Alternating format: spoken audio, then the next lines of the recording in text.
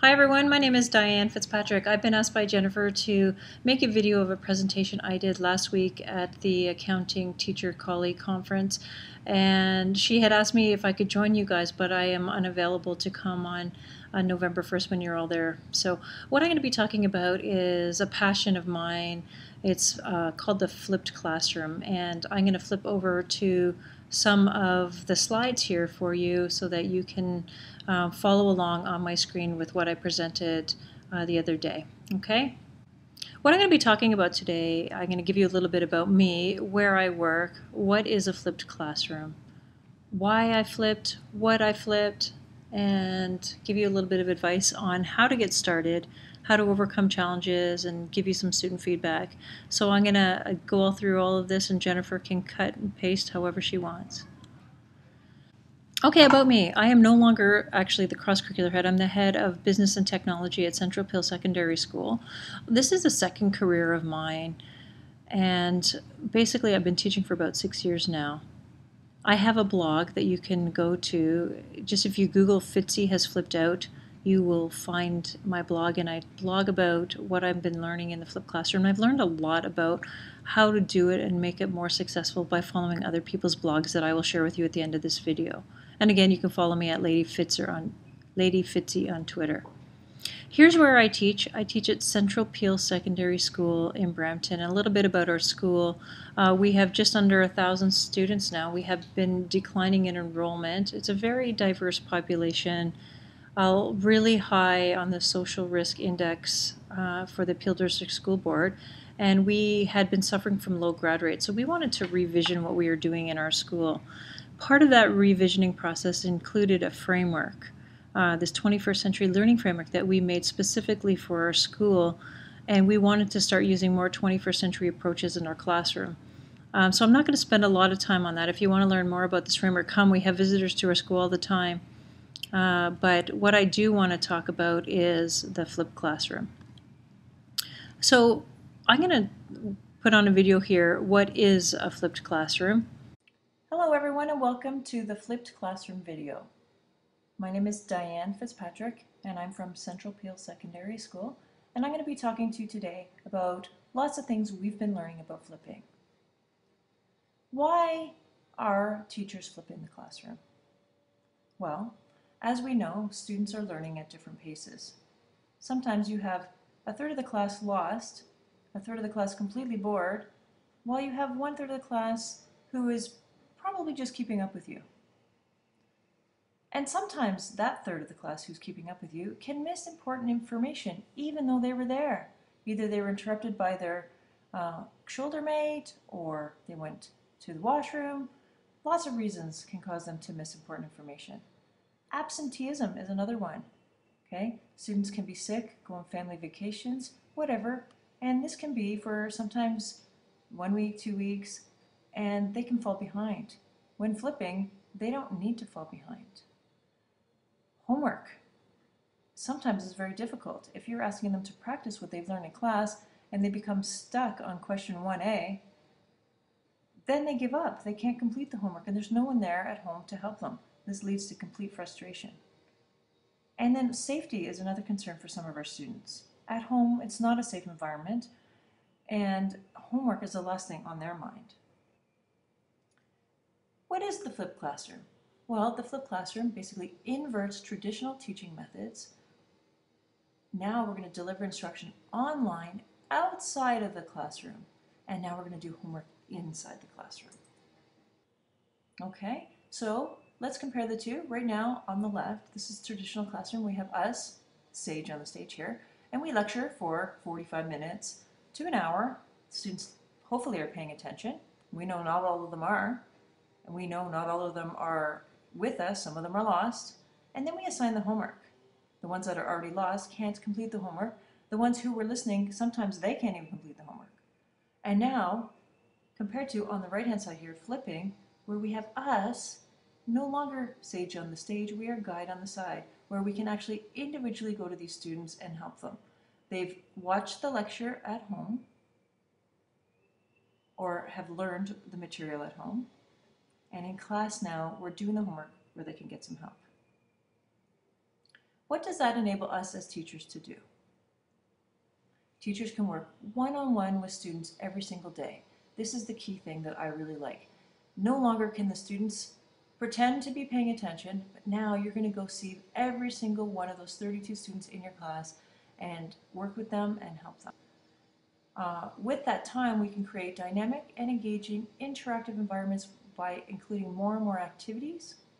We can work with individuals and small groups every single day. And sometimes we may need to revisit concepts, and we can do that. Now we have the time in class to do that, and we don't have to revisit it for every student. It can be the ones that need the help. Truly differentiating our environment. What does flipping enable the students to do? Well, there's a real long list here. Students, one of my favorite is they can pause, rewind, and rewatch the lesson. Truly learning at their own pace. So I discussed all of the students who were lost in your class. Now they can listen to you over and over again and completely understand the material. If they were absent, they can watch the video at any time. They can access the content anywhere on any device at any time. We've been told that students are now becoming more and more active learners because of this process. They have the expert, that's us, with them in the classroom when they're actually trying to do the work. Instead of at home where mom and dad forget calculus and they don't know how to do it, they can actually now have the calculus expert with them, or whatever your subject is. They can help each other. They can work ahead if they're proficient. They are in full control of their learning. No longer are they sitting there in class waiting for you to move on to the next thing or hoping that you don't move on to the next thing. And again, if it's exam time or a test, they can rewatch that material anytime during the year and receive the same quality instruction they received the first time. They become more accountable. They become less frustrated. And they get instant feedback from us. Yes, that's great. You're doing it right. Keep going. Or no, you're not doing it right. Here, let me show you. Every single day, students are thinking, writing, reading, listening, and speaking. They are active participants instead of passive participants, sitting there in their chairs pretending to be paying attention. Anyways, I hope this helps and look forward to talking to you about this more. Okay, what inspired me to flip? Well, I was fortunate enough, not last winter but the winter before, to go on a little field trip to Troy, Michigan, where you would find this school called it was called Clintondale High School. Right here you can see that. And this is the principal, Greg Green. He was struggling from lots of issues at his school. Their school was actually going to be shut down, and they needed to come up with a way to turn the school around. They had some of the similar issues that we had at Central Peel. They had low grad rates. They had apathy, poor attendance, and things like that. And so what they did, they completely flipped the entire high school. All the teachers flipped their classes, and they saw some really fantastic results. Really quickly, I'm not going to spend a lot of time on this, but as you can see, in 2011, in the blue here, these were the results on some of their standardized tests that we don't have here in Canada, but they had in the States. It was much lower, but after a year of flipping in 2012, all of the results on these standardized tests had gone up. And here's another one. Again, from 2011 to 2012, the results have gone up on these different tests. Also, their school reduced their failure rates from 30 or 40% to under 10% failure. Their attendance went up. Their discipline. We don't count discipline incidents like this here in Canada, or at my school anyways, but they went from 736 incidents to 187 incidents. And their grad rates went from 80% to 90%. Parent complaints went down. Their enrollment rate to college went up. And so I took a look at this and I said, holy cow, if all of this can be done in 1 year, and we have similar issues, we have low grad rates, we have high social risk index at Central Peel, clearly I would like to try and do some of these things. So I decided to flip my class. So I have flipped 4 sections last year. Last year was my first full year of flipping, and so I had 3 grade 11 accounting and 1 grade 12 last year. Now I have one section of grade 11 and one section of grade 12, and next semester I'll have the same thing. I've also flipped some other marketing courses and business technology courses and things like that, but all of which I've been doing with my own videos and whatnot. So what does my flip look like? Well, I have videos that I make using this software that I'm using right now. It's called Camtasia, and my videos are anywhere from 4 to 15 minutes long. I have learned over time and from advice from other teachers flipping that your videos should be short. The shorter the better. As a matter of fact, tonight I sent my kids home to watch 2 videos. One is 5 minutes long, the other is 3 minutes long, and they were crying their eyes out.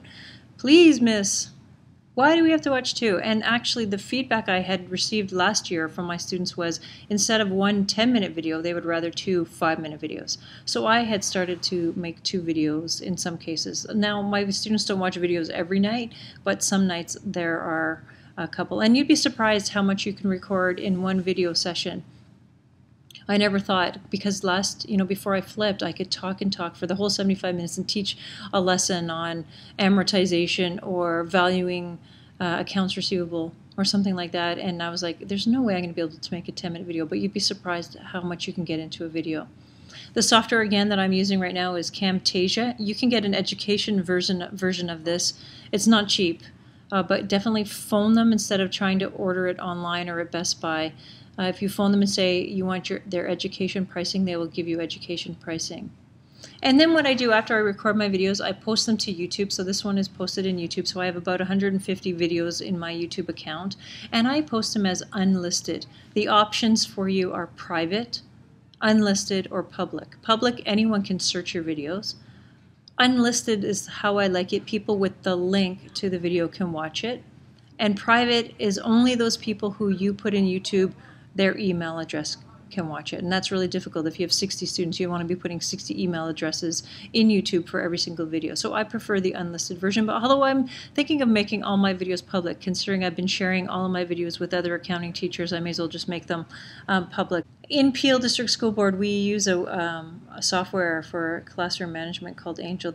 It's similar to Edmodo or Desire to Learn, which is this one here, D2L. Things like Blackboard, Moodle, these are all these websites. So I post my work in Angel, and it connects to YouTube where the videos get uploaded. And then in class, I'm going to talk about in class. My students start off with questions, and I'm going to talk more about that. They do now the problems, and I can walk around and visit with each student every single day. This I couldn't do in the past. In the past, I would teach my lesson for 75 minutes, and then my students would I would say, take out the work, there's 15 minutes left, and they wouldn't. And I was really worried that when I started flipping that students wouldn't work, but they actually do. It's very surprising.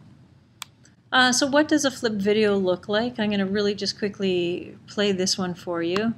Hello everyone and welcome back to Fun with Fitzy. Today's video is Chapter 9, Video 2. And now we're going to be talking about valuing accounts receivable. So you can see it's a PowerPoint. And actually in this particular case I use Smart software. Let's say Ahmed has a company, and he has the following receivables. Brittany owes him $700, due in 10 days. Jan owes $500, due in 30 days. Gagandeep owes $350, and it's past due. When you see that means it was due, and it was due 10 days ago. So you get the idea. We're not here to learn about accounting, but you get the idea even through this video what the videos look like. You don't necessarily see me in the video, you just see my screen and what I'm doing. And I have the ability to annotate through Camtasia, and also as I'm recording I can see, as you can see I'm moving my mouse around here, I can actually use a tablet and write on the screen just like you would in PowerPoint. It's quite easy. So here's another video. It has me in it. I'm not going to spend any time on this because you see me in the beginning of this one, so you guys don't need to see this, whereas the folks, when I presented last week, it was helpful for them. Just a picture of my classroom. Students actually working. Every day they come in, they get down to work, they know exactly what it is they need to do. I never used to have my desks in groups. Now I do. My students work together more every day, and they help each other, whereas in the past I had them in rows because I wanted them paying attention to me at the front. There I am helping out my students, and so like every day I can go around and spend time with every single student, sometimes spend more time with others, and I know exactly where each student is and how they're doing and whether or not they're going to be prepared. So just another picture. Here, just really quickly, is a picture of Angel. Angel is that classroom management software that I talked about. So typically I would list, so here's chapter 11 for my grade 11 course, and I would have 11.1, 11.2, 11.3. I follow the textbook, so my videos follow the textbook very closely. And then when they click on one of those links here, if they click on this, they would go in and they would find the 11.1 video. And this is not that particular example, but here's the video in Angel. It's actually in YouTube, but they can watch it through Angel. They click the play button, and then when they're done watching the video, they can hit this button down here, say begin now, and I've added a little quiz for each student to do after they watch the video so that they can determine how well they grasp the material. I don't ever check to see if they did the quizzes or not, but I think it's helpful, and several of them do use that as a tool for themselves.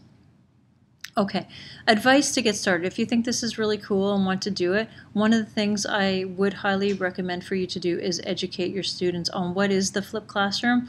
And basically for the first week of my course, they do nothing, but we talk about the flipped classroom and I teach them how to watch. So first I educate, and this is the link to that video I showed you at the beginning that I made on what is the flipped classroom. So I show them that. We talk about it, I get them to research it, and once they're ready to buy in, I teach them how to watch the videos. Now, one of the things that's really important with respect to buy-in, I tell them, in the past I would talk for an hour to 75 minutes, and then I would send you home with an hour's worth of homework every day. Now, you're going to do the work in class, we're going to learn together, I'm going to make sure you do the homework, I'm going to make sure you understand it, and you have to watch a 10-minute video at home. It might take you 30 minutes to watch the video, but still we're saving your home time. And then I teach them how to watch the video. And I made, strangely enough, I made two videos. One, this is the first one I made, it's called CP Power, and here's a link to it. And Task is my second. I'm going to show you bits and pieces of each of these so you can get an idea of what I'm talking about. CP Power is just really high level, what do I want you to do while watching, and Task is more specific. So let's watch the first one.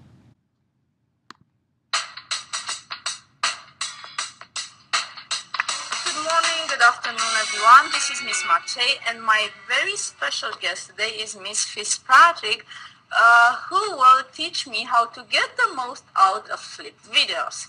And I'm so excited to be with you today, Miss Mate. We're going to be talking about CP Power. CP Power, what does it mean? Well, that's an acronym that we're going to be going through each of these letters to tell you what we want you to do to get the most out of these videos. CP, what does it mean? This means we want you to turn your cell phones off unless you're using your cell phone to watch the video. You mean no texting while watching your videos? I think you can last for 10 minutes without texting your friends, Miss Mate. I don't know about that. P? What does it mean? That means we want you to pay full attention. So some things we want you to do while watching this is to close all of the tabs that you have open, and we want you to just make sure you're watching this as if you're going to have to know the material after. Close all tabs, you said? You mean no Facebook? Yes, no Twitter and no MSN either. Whatever you have open, we want you focusing on our videos. Because I can tell you, our videos are going to be better. Oh, what is this? We want you to be organized when you watch these videos. We want you to get everything you need.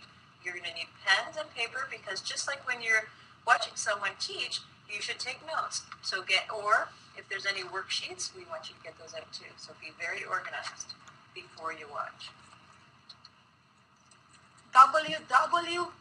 Watch carefully. Watch the video very carefully. Oh, I know. This means, you mean as I watched my favorite Selena Gomez video? No, not like you watch your Selena Gomez video. We want you to watch carefully and pay attention. We want you to take the notes and make sure you're getting the most out of it. What is a big H there? I thought you might ask me that, Miss Mate. Well, also when you watch carefully, we want you to put on your headphones. Just like this girl, it will blot out all this. Okay, you get the idea here. I don't want to show the whole video. You guys can watch that later if you're interested. But the E stands for be engaged while you watch it, and R stands for rewind and rewatch. That's the beauty of this. Once you make the videos, and the students, if they want to go back and watch them again, they can. If they need to watch it slower than perhaps you might have taught the lesson, they can pause it at any time.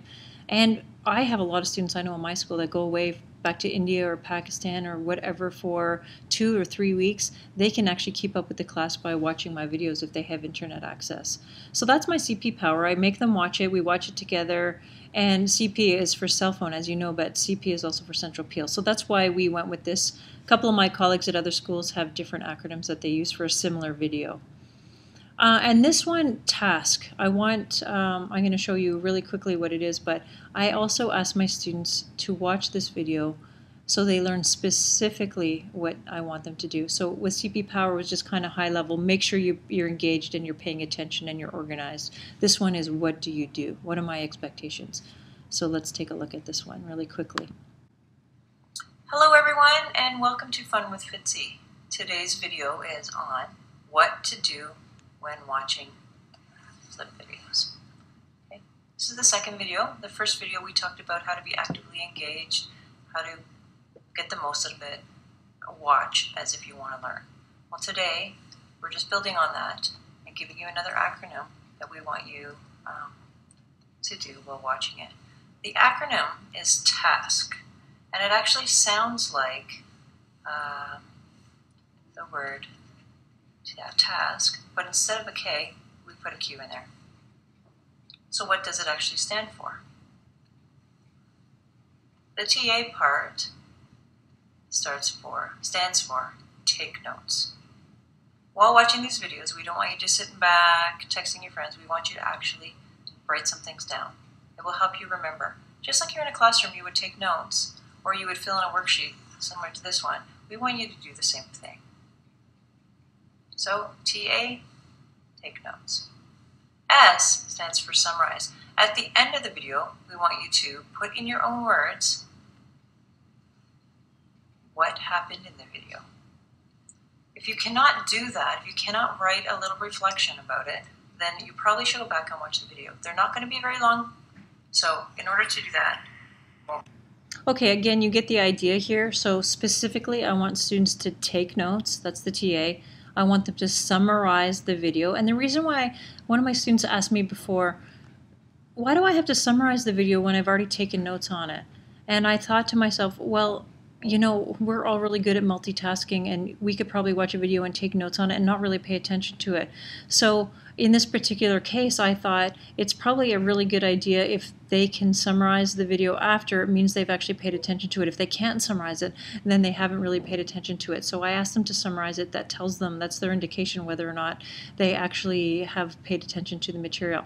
And of course, the Q at the end, I want them to write down a question that they have from the video, something they maybe didn't understand, or something that they think I might ask on a test. And this is how I begin my classes every day. They come in and they ask each other in their groups of 5 or 4, however many are sitting together, they ask each other the questions. And I actually use a website called todaysmeet.com, and they have to, using their electronic devices, put one of these questions up on todaysmeet.com, one question per group. And then I have 6 groups of 5 in my classroom, and then at the beginning of the class I go through those 6 questions. And they're really good questions, and it's a good starting point for my class. So here's an example of my task sheets. I get them all excited about it. I say, oh my gosh, that's such a great task sheet. Can I take a picture of it? And they allow me to do that, and they think it's kind of neat. Sometimes I put it on my blog, or just the fact that I'm taking a picture of their beautiful task sheets, they think it's pretty cool. So about 6 weeks into this whole process, last year, semester 1, I had a panic attack. I said to myself, oh my gosh, this is not working. None of the students in my class know what's going on.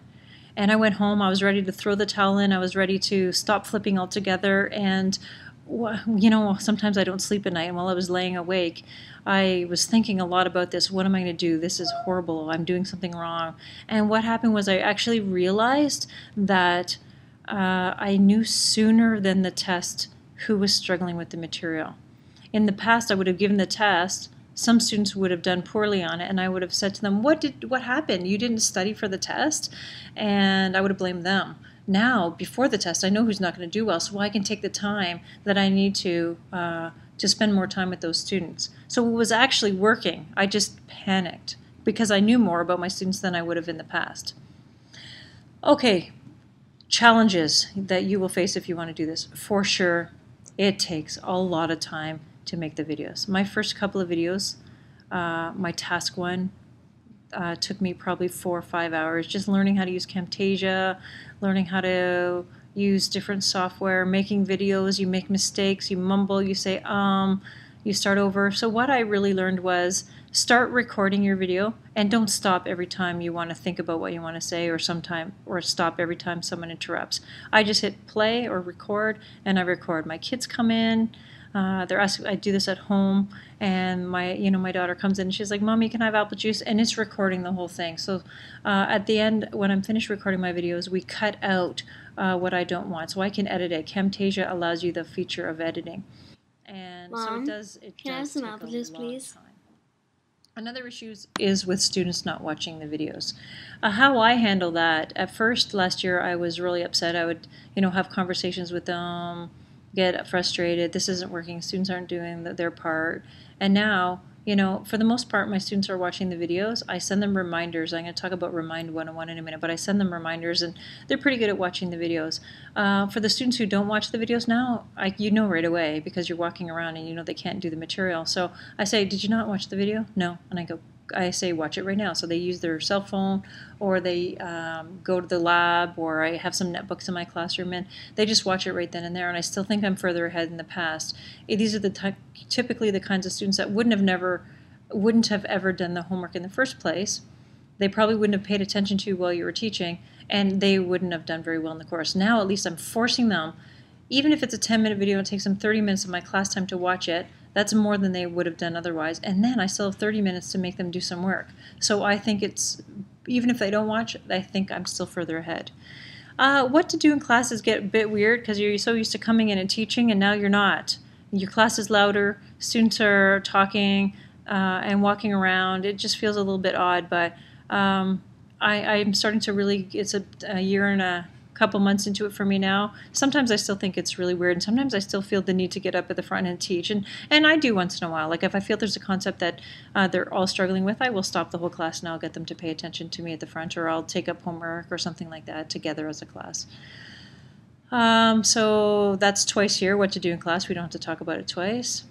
Senior and junior students, I think senior students are better able to handle longer videos. They're better able to have more advanced materials. Some junior, like my grade 9 students, for example, in my BTT class, I made some Excel videos, which you'll see if you subscribe to my channel on YouTube. I actually made them watch the Excel videos in class. So I think I would do that with academic versus applied kids too. I think applied kids, I'd get them to watch the videos in class, have them rely less on home time than in class time. So we talked about this, how to get started as well. So basically get them to buy in, teach them how, model how to watch the videos. It's really, I cannot emphasize that enough. And that will help you avoid the superficial watching, because you know as well as I do, we can watch something. Some of you are probably doing this right now. You're watching it but not really paying attention to it. So that's called superficial watching, and I want them not to do that. I want them to be actively engaged while they're watching. Okay, so some of my learnings here. We talked about this, educate, buy in, teach them how. I do task quizzes. What this is, I never ever did pop quizzes in the past. I do task quizzes now. So if they watch the video and they've taken the proper notes and they have their task sheets, they can take out their task sheets and have them with them, and I ask them simple questions from the video with which they were supposed to watch. And I've been using this tool, Socrative.com. I actually used it last week when I was presenting live. I had a little quiz for everyone who was in the audience, but I obviously chose not to do that today with you guys. But if you get a chance to check it out, it's really easy to use. I can do it from my cell phone, and students can answer from their cell phone. It sends you a detailed Excel spreadsheet with the results, and it's really easy. Another thing, Remind 101, I mentioned already that I told you I was going to talk about. Remind 101, here it's a website or an app you can download on your phone. And I can send text messages to my students, and I do this every day. I do to all my classes. So every day I send a message to Remind 101, and it's a text message that goes to all my students, or they can sign up as an email subscriber if they don't have a phone that they're going to receive text messages on. And they don't have my cell phone number, I don't have their cell phone number, and it's really easy. Just like sending a text message, I just pick my class, and I type a message, and I hit send, and it gets to them. And I can schedule them to go later in the day too. If I want them to get the message at 6 o'clock, oh, by the way, there's a test tomorrow, don't forget to study for it. Now no one can say, oh, miss, I forgot, because I'm sending them reminders. And the other cool thing that I've done is for students who typically get in the pattern of not watching a few videos in a row, I call home and get mom and dad to sign up to Remind 101. And it's funny how quickly those students start watching the videos, and they're like, miss, please take my mom off of Remind 101. I don't want her bugging me every single night to watch a video. So that's also a handy tool. You can get parents to sign up. Group students, I like to group them however they want to sit, as long as they're working. In the past, I thought it would be a good idea to group all the students who were ahead together, group the students who were struggling together. And I tried that for about 2 weeks, and that didn't work at all, because then what I had was a whole bunch of students working ahead and a whole bunch of students that were struggling. And I was spending all my time at one table with the students struggling. Now I get them to sit wherever they want, and the students help each other. So typically you'll always end up with someone who knows what's going on in each group, and they can also help students around. Because if you're working with one student and you have 2 hands up, I can always get one of my other students to, hey, I know you know how to do that. Can you show? And that works really well. Today's Meet is what I use now for questions at the beginning of class when they do their questions at the beginning. It's another website, todaysmeet.com, all one word, Today's Meet, and they throw their questions up there. And again, I just talked about what I do if they don't watch, so I'm not going to spend too much time. Here's that Socratic Quiz that I talked to you about, www.socrative.com. Once you sign up as a teacher right here, they give you a classroom. So this is my classroom, and every day I can put in a different quiz and I can send it to them, and there's lots of neat things that I can do in there. So another thing I do with my students is I always am interested in getting their feedback. So at the end of each semester, I survey my students as part of the process. They have to complete my survey on Angel, so it's kind of like a Survey Monkey thing, I guess. And in order for them to leave after the exam, they have to complete my survey. So this is first semester, my grade 11s. This is first and second semester. So I've compiled the results together. So I enjoyed the flipped classroom. Nobody did not enjoy the flipped classroom. For the most part here, the majority of my students did agree that they enjoyed it. I wish all my classes were like this. So some of them disagree. They don't want all their classes like this. I know at that high school I went to in Troy, Michigan, they had all of their classes like that. So that's going to be actually in the States it was 5 classes they had, and that means they might potentially have 5 videos each night. So that I could see would be a bit much. But I think there's certainly a place for flipping. Certain courses I think are better suited for flipping. Other courses would be better suited to project-based learning or inquiry-based learning, things like that. I would never take a flipped class again. Nobody agreed with this, so that means everyone would take sorry about the double negative there. Everyone would take a flipped class again. And here's something we talked about the length of the videos. They're always going to complain that the videos were too long, because it does take them, if they do it right, it does take them twice or 3 times the amount of time of the video. So usually I say for a 10-minute video, you need 30 minutes to set aside to make sure you do a good job watching this. So even this morning, when, like I said earlier, they were complaining that I'm giving them 2 videos that add up to 9 minutes. I have a video here. I'm not going to show it. It's just a recording of what my students thought. Actually, why don't I show a little bit of it? My students actually made this video. I asked a couple of them to do it, and they put it together, and they interviewed each other, and they made this. The classroom was environment. That was a new concept that we all be new to. This was my first class that I took in Ms. Fitzpatrick's class, and it's basically, I think it's a unique concept, because before the exams or before any tests, I know exactly what to look at and what to watch. So if there's a whole lesson or a whole unit, I can go back to the video, something I didn't understand. I could go back, watch a few parts, or fast forward it to something that I didn't understand, then have to watch the exact whole video.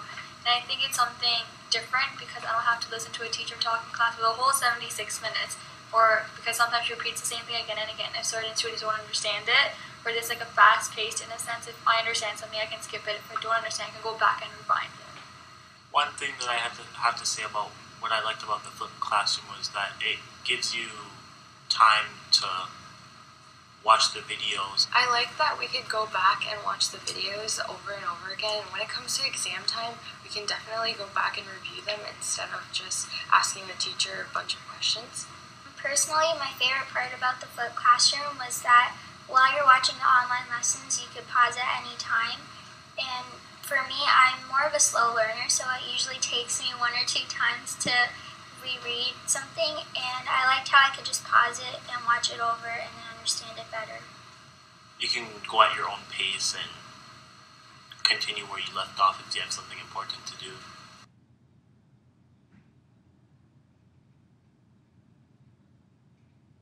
I didn't like the fact that when we were at home, we couldn't ask the teacher questions right away, but we had to ask them the next day, so you might forget, but you can always write it down.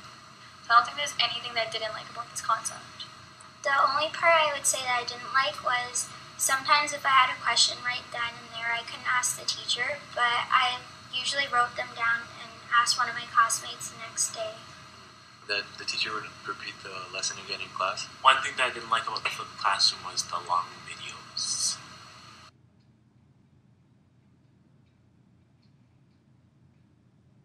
Sometimes the volume wasn't as loud, even when my speakers were on the fullest volume, it wasn't as loud, so I think that's something they can improve on, or just make it a bit louder so I could hear more clearly.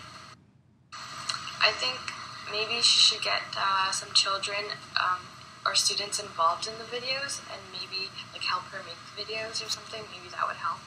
For that, I wouldn't know what to say because I actually like the whole concept of it, and Okay, so that's enough. Those are some of my students, as I mentioned. Okay, so pretty much this is a wrap for me. I have included here in this video and in this presentation, Jennifer will be sending you the links to the presentation itself. There are some resources. Flipping with Courage is a blog. I've followed this woman. She's phenomenal. She is in California and she flips math. She does calculus. She blogs every week. And I learned a lot of what I have been implementing in my classroom through her. So that's a resource for you. Another one, Katie Gimbar. She flips and she insists that it should be you in the video, not some other teacher. And she has gone as far to say that you need to have your face in the video. Which is why I've started to incorporate a little bit more of my personal, like me in the video, like I have done today. So you guys can see me and you can make a connection with me and stuff. So take a look at some of her work. It's really interesting. And there's some links to some YouTube videos. Katie Gimbar, what she does when students don't watch down here, why she decided to flip, why it has to be her. And here's my blog again. Fitzy has flipped out. I try to blog. I'm not as good as either of these two ladies, but I do try to blog once a month, and I have most of actually this information I've shared with you. But follow me in the future. And this is the point where I would open it up to questions, and there were lots of questions last time. So I think Jennifer can either write them down or you can email me and I can get back to you. You're welcome to come to my school, come visit my classroom. Again, I'm in Brampton.